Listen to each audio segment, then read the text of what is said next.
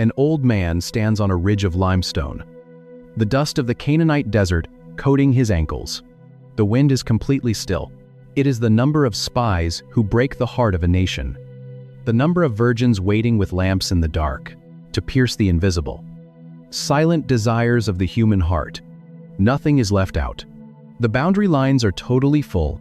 Every possible violation of human dignity or divine honor is covered under these 10 headings.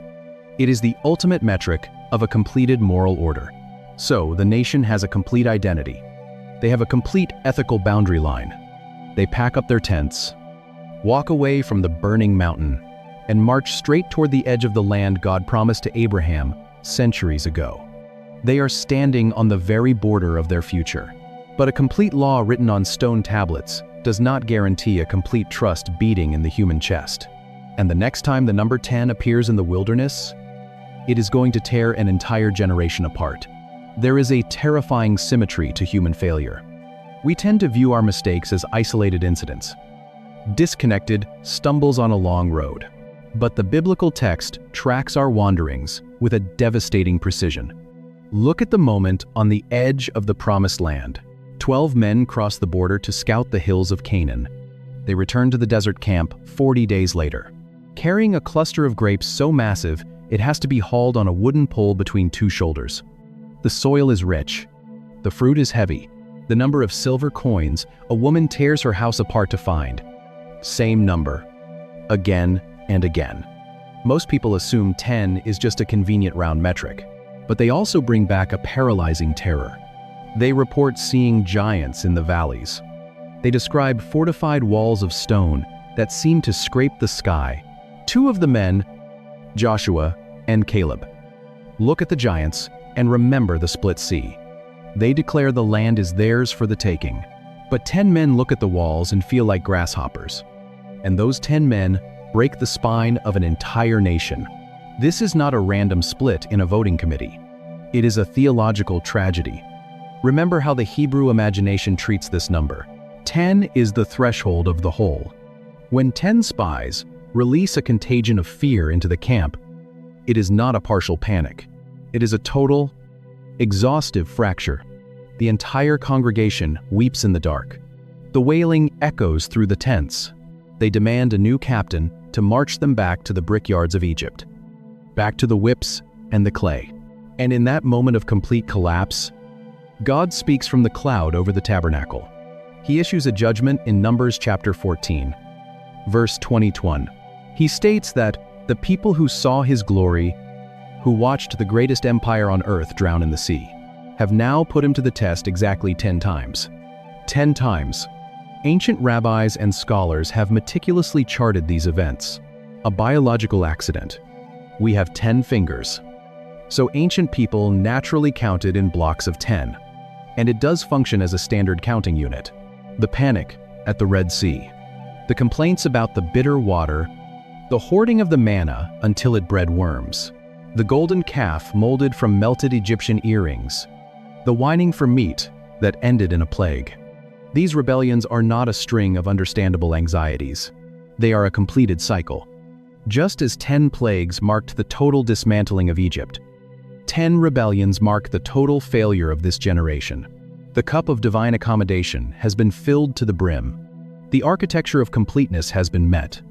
And the boundary line is finally drawn. Because they reached the 10th rebellion. They will wander in the burning sand until every single person who listened to the 10 spies is buried in the dust. The number 10 becomes the exact metric of God's exhausted patience. It is a heavy, sobering realization. But this boundary line does not stay buried in the desert dirt of the Old Testament. Centuries later, the same metric will emerge from the mouth of a rabbi in Jerusalem. He will use it, not to describe a wandering nation, but to show us exactly what it looks like when the final hour of history strikes in the dark. Torches flicker in the Judean night. Jesus sits with his disciples, painting a picture of the end of the age. He describes a wedding in the ancient Near East. But if you look closer at the Hebrew language beneath the text, at the actual structure of the cosmos, the groom is delayed, the procession is stalled, and waiting in the dark are exactly 10 virgins with clay lamps. 5. Bring extra flasks of olive oil. 5. Bring only what is already soaking their wicks. The night drags. The air cools. The wicks burn low. The oil drops. All 10 grow heavy. All 10 fall asleep. A shout rips through the midnight air. The groom is coming. All 10 wake up. All 10 trim their lamps. But 5 smell the acrid smoke of a dry wick catching fire. The flame gutters and dies. They scramble into the dark marketplace to buy oil. The groom arrives. The procession goes inside. The heavy, iron-studded door shuts. The 5 return. They knock on locked wood. They hear the most devastating words in the entire New Testament: "I do not know you." We fixate on the oil. We analyze the 5 wise and the 5 foolish. But look at the total number. Jesus could have used 2 women. He could have used 12. Matching the disciples. He used 10. He is not randomly populating a story. He is pulling the architecture of completeness into the parable. In first-century Jewish culture, 10 men were required to form a minyan, the minimum quorum needed to hold a public synagogue service, to read the Torah aloud, or to officially celebrate a wedding blessing. 10 constitutes a legally recognized whole. The 10 virgins are not a random cast of characters. God is building in these pages. You start to see something the biological assumption completely misses. 10 is not a measure of random quantity. They are the complete assembly of the waiting community. Every single person who claims to be watching for the return of the King is represented in that group. The boundary line is drawn. The cycle is full. When the final hour strikes, the entirety of the visible church is caught in the metric of this story. But the most terrifying detail in this parable is not the locked door. It is a detail that quietly operates in our own lives. Right now, while we sit in the pews thinking we have enough to make it through the long night, we are a culture obsessed with looking whole. We measure our lives in fractions and percentages, constantly trying to round up to the nearest 10. We build our schedules around self-improvement, filling the blank spaces on our digital calendars until the grid is completely solid. We sit in padded church rows under humming fluorescent lights, surrounded by the warm sound of acoustic worship, quietly convinced that our religious participation equals spiritual fullness. We think we are a completed 10.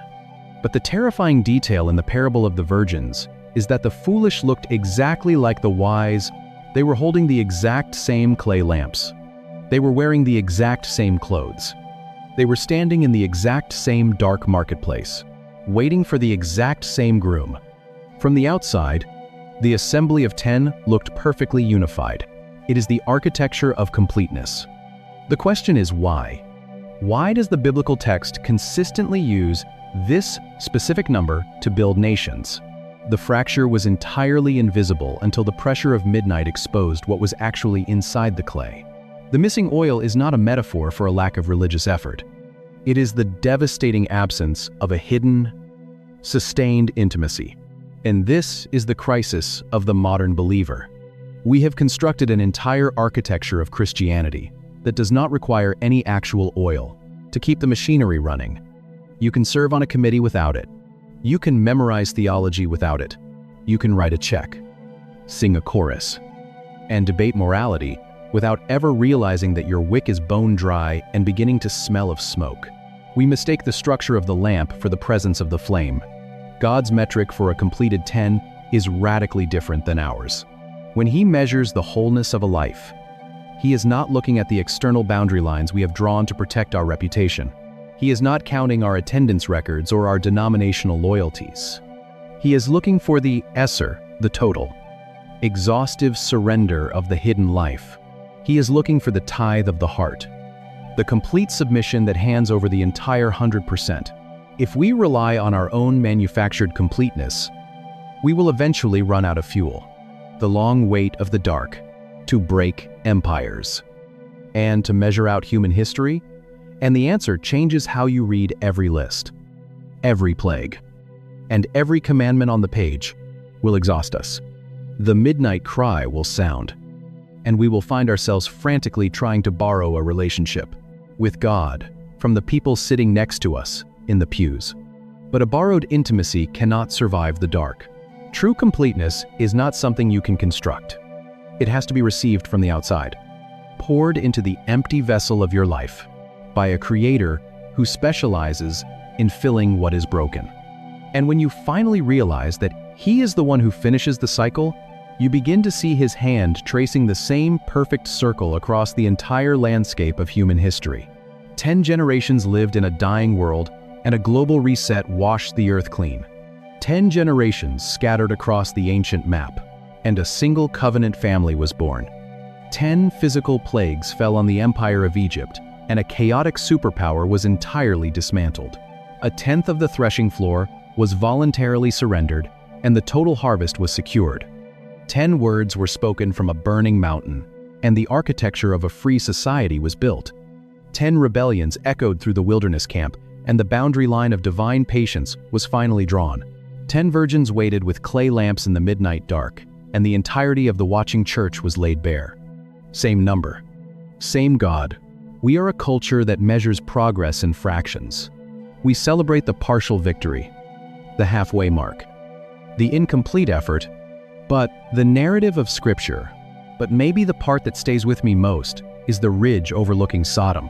Abraham, standing in the dust of the Canaanite desert, bringing the maker of the cosmos down to a single, stopping threshold. He did not drop to 5. He did not drop to 1. He stopped at 10. Because even Abraham knew that 10 was not a random fragment. It was a complete whole. It was a remnant, just large enough to hold back the fire. If you are in a season where your life feels entirely fragmented, where you are frantically trying to assemble the broken pieces of your faith, your family, or your future, stop trying to round up the math on your own. Completeness is not an achievement you unlock. It is a presence you receive. The God of the Bible does not need your partial, exhausted efforts. He does not want the fraction of your life that you think is presentable enough to display. He is asking for the Eser, the total surrender, the whole 10. And may the God who built the cosmos with 10 spoken words and who rebuilds broken lives with exactly the same power, breathe into your empty lamp and give you enough oil to make it through the dark. If this opens something in you, subscribe. Leave a comment, even one word helps. Share this with someone who is exhausted from trying, operates on a different scale. When the God of the Bible brings judgment, or when he builds a covenant, he does not work in fragments to hold their own life together. Pray for us as we keep digging into these texts. 10 is the number where a cycle finishes. It is the threshold where a cup is finally full, where an era officially ends. Below him, the valley of Siddim stretches out in the heat, housing a city that is hours away from burning, or where a law covers every possible aspect of human existence. When you see a 10, you are not just looking at math. You are looking at a totality. To find the origin of that totality, you have to leave the ridge overlooking Sodom.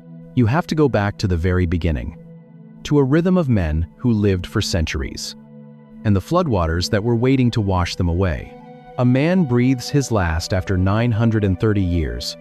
The earth reclaims his bones. His son buries him, fathers his own children, watches the centuries pass, and eventually joins him in the ground. The years pile up like dry stones in the Mesopotamian valley. The 5th chapter of Genesis reads almost like a cemetery ledger. It is a rhythmic, repeating drumbeat of mortality. He lived. He had a son. And he died. But when you look past the raw numbers of these ancient lifespans and count the names themselves, a deliberate architectural structure emerges from the Hebrew text. From Adam, the first human to open his eyes in the garden, to Noah, the man who will seal the door of an ark against the coming rain. There are exactly 10 generations, and the pattern does not stop when the floodwaters recede, after the mud dries out and the altar fire burns down to ash. The text begins counting once more. You can almost smell the sulfur already gathering in the upper atmosphere. He is negotiating with the creator of the universe. From Noah, the new father of a washed humanity, to Abraham, the man who will hear a voice calling him out of Ur. There are exactly 10 generations, This is not a random historical coincidence. Ancient Near Eastern genealogies were not like modern DNA tests or digital ancestry databases. They were highly curated theological documents. A Hebrew scribe was not obligated to list every single biological link. They frequently telescoped or compressed lineages to highlight a specific, underlying truth. So when the text goes out of its way to establish 2 consecutive blocks of exactly 10 generations, the author is sending a massive signal flare up into the night sky. These blocks of 10 are not just a record of who begot whom. They are a declaration of divine completion. In the biblical imagination, an era does not end prematurely. It reaches its total, exhaustive fullness. The 10 generations from Adam to Noah trace the complete degradation of the human heart, taking the world to the absolute limit of corruption.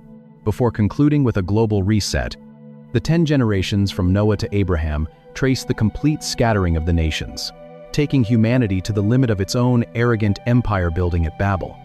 Before concluding with the birth of a localized, specific covenant family, the cup has to fill all the way to the brim before it spills over. God does not act in the middle of a measure. He is bargaining for the lives of the people inside Sodom, and his voice drops lower with every exchange.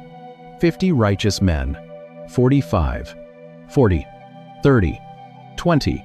He waits for the 10th generation. He waits for the structure to finish its cycle before he moves the cosmos into its next phase. The number 10 establishes the boundary lines of a completed age, a unit of history that lacks absolutely nothing. But a boundary line can be used for more than just measuring time. If 10 is the metric of a completed cycle, what happens when that metric is turned upside down? What happens when the architecture of completeness is used not to build a timeline, but to systematically dismantle the greatest superpower the ancient world had ever seen? The next 10 does not build. It destroys. Moses stands on the bank of the Nile. The morning sun reflects off the water. He raises a wooden staff. He strikes the surface. The river turns to thick, red blood. The stench of rotting fish fills the wind. It is the first blow, but it is not the last. Frogs crawl out of the reeds and cover the cold stone floors of the royal bedrooms. The dust of the earth turns into gnats. Swarms of flies ruin the land. Egyptian livestock collapse in the fields. Painful boils break out on the skin of the magicians. Hail shatters the flax and the barley. Locusts devour whatever green leaves remain. And then he stops. He stops at a very specific threshold.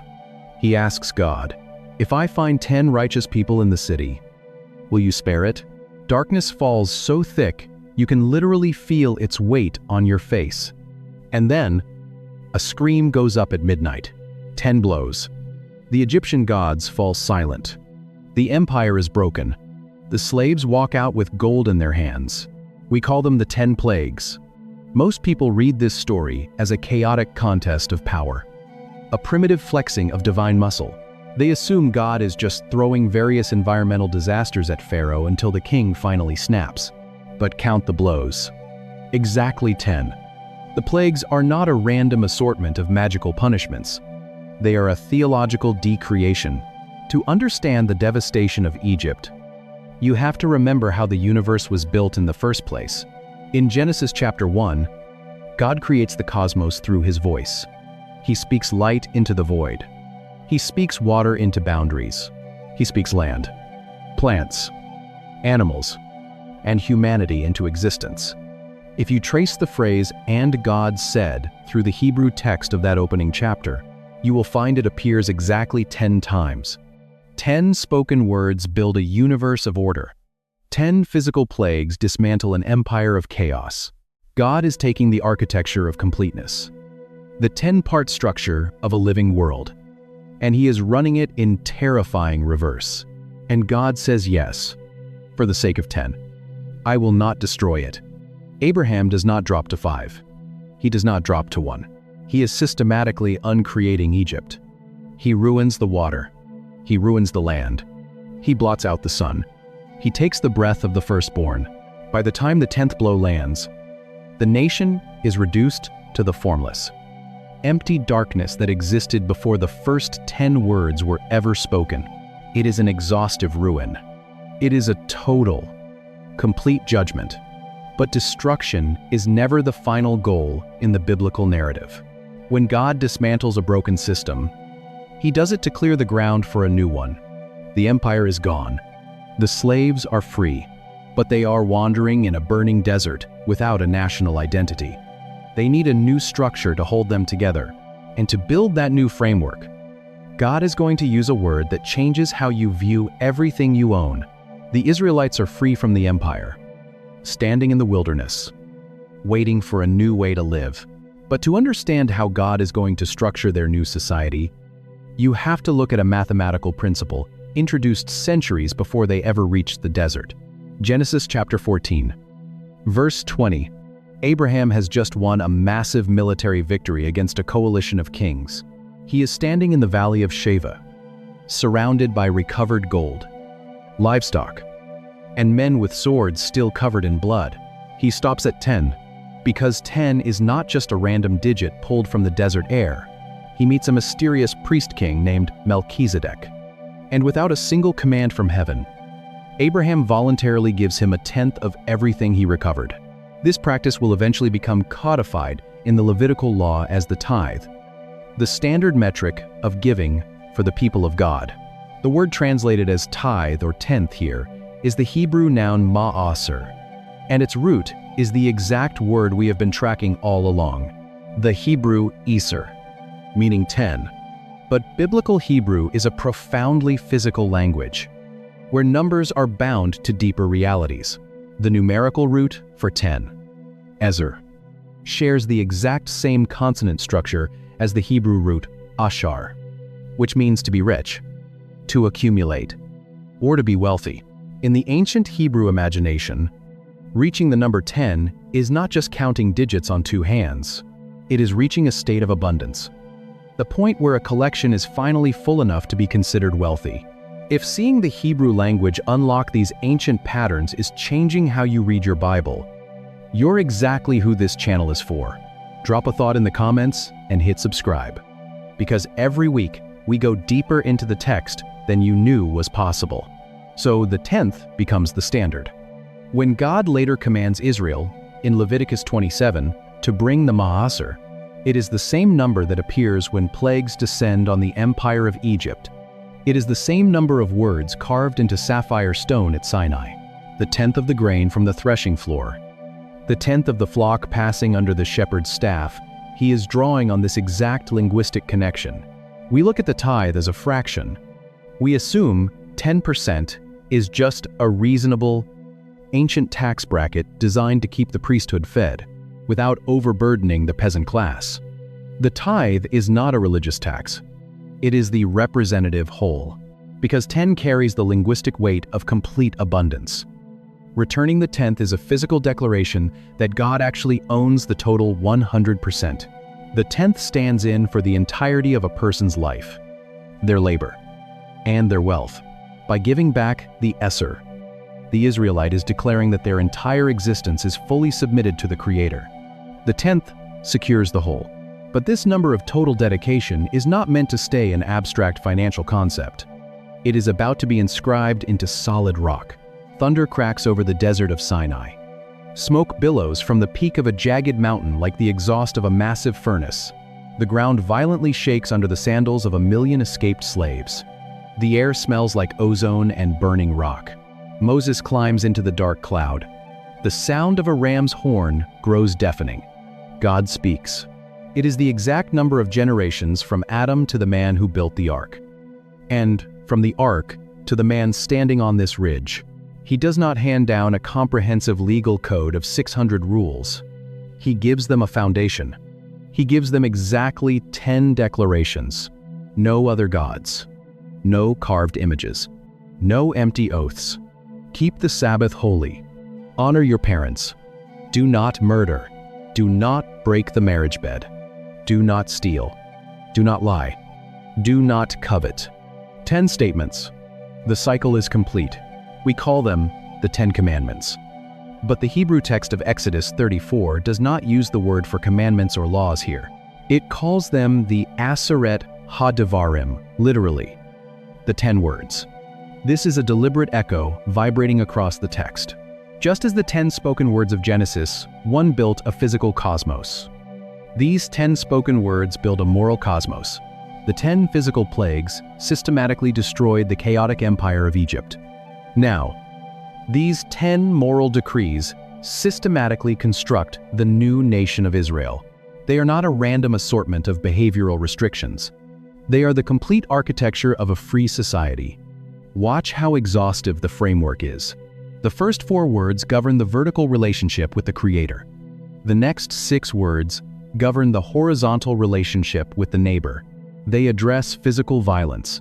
They address stolen property. They address deceptive speech. They even drop below the surface.